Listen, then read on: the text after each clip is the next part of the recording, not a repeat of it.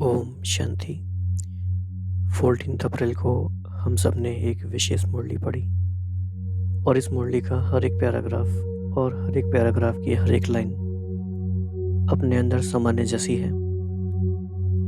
तो उन गहरी शिक्षाओं को हम भूल ना जाएं, इसीलिए उनका हम बार बार अभ्यास करेंगे। आज हम इस मुरली का पैराग्राफ 7 इसको अभ्यास करेंगे। तो बाबा ने कहा कि ईश्वर जैसे संपूर्ण ज्ञान रूप वैसे फिर संपूर्ण प्रेम रूप भी है।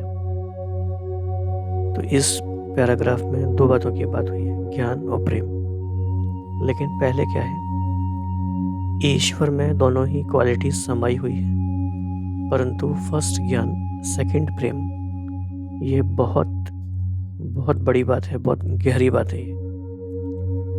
अगर कोई पहले ज्ञान रूप बनने बगैर सिर्फ प्रेम रूप बन जाता है तो वह प्रेम अशुद्ध खाते में ले जाता है।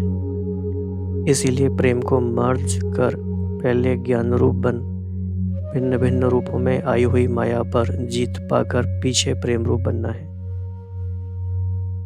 इस बात को समझने के लिए हमें बहुत गहराई से इस पर विचार करना है कि बाबा ने ऐसा क्यों कहा है। कई बार अव्यक्त मुरलियों में यह भी आया है कि प्रेम में समाना ही संपूर्ण ज्ञान है, लेकिन आज बाबा कह रहे हैं कि पहले ज्ञान समझना है। ऐसा क्यों? इनफैक्ट ये प्यार की ही सिक्योरिटी के लिए है। अगर ज्ञान बगैर प्रेम में आए तो कहीं विचलित भी हो जाएंगे। जैसे अगर कोई ज्ञान रूप बनने के बगैर ध्यान में जाते हैं तो कई बार माया में फंस जाते हैं। इसीलिए बाबा कहते हैं, बच्चे, यह ध्यान भी एक सूत की जंजीर है, परंतु ज्ञान रूप बन पीछे ध्यान में जाने से अति मौज का अनुभव होता है। तो प्रेम से पहले भी ज्ञान है और ध्यान से पहले भी ज्ञान है। तो पहले है ज्ञान, पीछे है ध्यान। ध्यानिष्ठ अवस्था से ज्ञानिष्ठ अवस्था श्रेष्ठ है। ये इतनी गहरी बातें हैं कि हमें पूरे जीवन में इन बातों को याद रखना है। ध्यानिष्ठ अवस्था से ज्ञानिष्ठ अवस्था श्रेष्ठ है। इसीलिए है बच्चों, पहले ज्ञान रूप बन फिर प्रेम इमर्ज करना है। ज्ञान बगैर सिर्फ प्रेम इस पुरुषार्थी जीवन में विघ्न डालता है। बहुत बहुत बड़ी बात है। तो बाबा हमें कितनी गहराइयों में ले जाते हैं हर दिन, हम सोच भी नहीं सकते।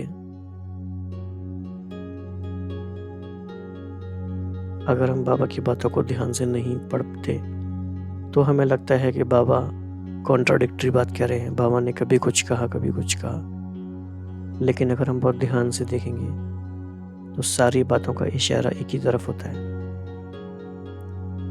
हमें बहुत गहराई से, शांत मन से, स्थिर बुद्धि से इन बातों को समझना है। प्रेम में बहुत धोखे आने की चांसेस हैं। जैसे हम कहते हैं कि बाबा के प्रति प्रेम है, वो सिर्फ भावना भी हो सकती है। और जैसे कहेंगे हम ध्यान है, वो ध्यान के पीछे भी बहुत सारी बातें हो सकती हैं। इसीलिए अंडरस्टैंडिंग के आधार पे हमें आगे बढ़ना है।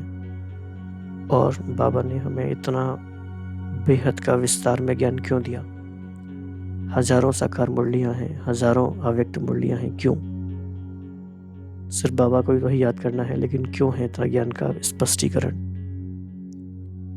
क्योंकि स्पष्टता के बिना जब हम आगे बढ़ते हैं, ज्ञान के बिना हम आगे बढ़ते हैं, तो कदम कदम पे गिरने के चांसेस हैं, धोखे खाने के चांसेस हैं। तो हमें बहुत ध्यान से ज्ञान के सागर के ज्ञान को अपने अंदर समेटना है, फिर उस प्यार के सागर का प्यार भी अनुभव करना है। दादी जानकी भी हमेशा कहती थी कि बाबा पहले ज्ञान का सागर है या पहले प्रेम का सागर है। तो ऐसी ऐसी बातें हमारी बुद्धि में घूमनी चाहिए। इसको एक बार हम मेडिटेटिव होके शांत मन से फिर एक बार इसका अध्ययन करेंगे, अभ्यास करेंगे। तो बाबा ने कहा कि ईश्वर जैसे संपूर्ण ज्ञान रूप वैसे फिर संपूर्ण प्रेम रूप भी है। ईश्वर में दोनों ही क्वालिटी समाई हुई हैं, परंतु फर्स्ट ज्ञान सेकंड प्रेम। अगर कोई पहले ज्ञान रूप बनने के बगैर सिर्फ प्रेम रूप बन जाता है तो वह प्रेम अशुद्ध खाते में ले जाता है। इसीलिए प्रेम को मर्ज कर पहले ज्ञान रूप बन भिन्न भिन्न रूपों में आई हुई माया पर जीत पाकर पीछे प्रेम रूप बनना है। तो प्रेम माया के भिन्न भिन्न रूपों में आ सकता है और ज्ञान नहीं होगा तो पहचान नहीं पाएंगे। अगर ज्ञान बगैर प्रेम में आए तो कहाँ विचलित भी हो जाएंगे। जैसे अगर कोई ज्ञान रूप बनने के बगैर ध्यान में जाते हैं तो कई बार माया में फंस जाते हैं। इसीलिए बाबा कहते हैं, बच्चे, यह ध्यान भी एक सूत की जंजीर है, परंतु ज्ञान रूप पीछे ध्यान में जाने से अति मौज का अनुभव होता है। तो पहले है ज्ञान, पीछे है ध्यान। ध्यानिष्ठ अवस्था से ज्ञानिष्ठ अवस्था श्रेष्ठ है। इसीलिए हे बच्चों, पहले ज्ञान रूप बन फिर प्रेम में मर्ज करना है। ज्ञान बगैर प्रेम, सिर्फ प्रेम इस पुरुषार्थी जीवन में विघ्न डालता है। अब हमारी बहुत सारी बातों का आंसर इसमें आज मिल गया। कई सारे बच्चे बाबा के कहते हैं कि हमें बाबा से बहुत प्यार है, हम दिन रात योग करते हैं, 8-8 घंटे योग करते हैं, फिर भी जीवन में इतने विघ्न क्यों हैं, फिर भी उतना मज़ा क्यों नहीं है। तो उसका आंसर है कि ज्ञान बगैर प्रेम है तो पुरुषार्थी जीवन में विघ्न आते रहते हैं। इन सारे विघ्नों को पार करने के लिए हमें ज्ञान की गहराई में जाना है और उसके लिए ज़रूरी है कि हम मुरली को स्टडी के तौर पे लें। सिर्फ रिचुअल नहीं है करने का, लेकिन उसको हम गहराई से अध्ययन करें, अभ्यास करें। तो आज के इस पैराग्राफ से ये टेक अवे है, ज्ञान पे फोकस करना है। पहले ज्ञान फिर ध्यान, पहले ज्ञान फिर प्रेम।